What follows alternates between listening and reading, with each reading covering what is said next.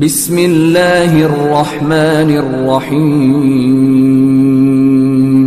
شروع اللہ کا نام لے کر جو بڑا مہربان نہایت رحم والا ہے۔ پیغمبر صلی اللہ علیہ وآلہ وسلم نے تیوری چڑھائی اور منہ پھیر لیا کہ ان کے پاس ایک نابینا آیا، اور تم کو کیا خبر، شاید وہ پاکیزگی حاصل کرتا یا وہ سمجھ جاتا تو تمہارا سمجھانا اسے فائدہ دیتا۔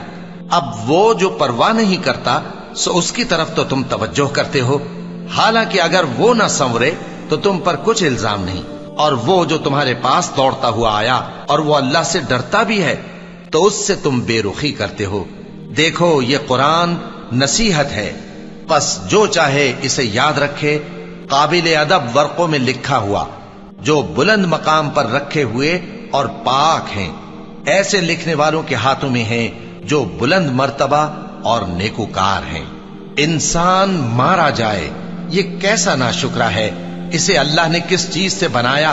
نطفے سے بنایا، پھر اس کا اندازہ مقرر کیا، پھر اس کے لیے رستہ آسان کر دیا، پھر اس کو موت دی سو اسے قبر میں پہنچایا، پھر وہ جب چاہے گا اسے اٹھا کھڑا کرے گا۔ کچھ شک نہیں کہ اللہ نے اسے جو حکم دیا اس نے اس پر عمل نہ کیا۔ تو انسان کو چاہیے کہ اپنے کھانے کی طرف نظر کرے۔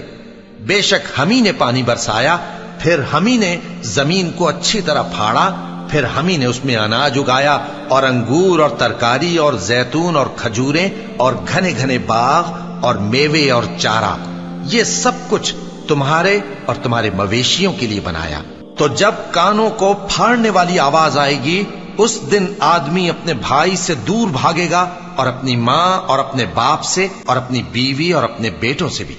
ہر شخص اس روز ایک فکر میں ہوگا جو اسے سب سے بے نیاز کر دے گی۔ اور کتنے چہرے اس روز چمک رہے ہوں گے، خنداں و شاداں، یہ نیکوکار ہیں۔ اور اس روز کتنے چہرے ایسے ہوں گے جن پر گرد پڑ رہی ہوگی اور ان پر سیاہی چڑھ رہی ہوگی، یہی لوگ ہوں گے انکار کرنے والے بد کردار۔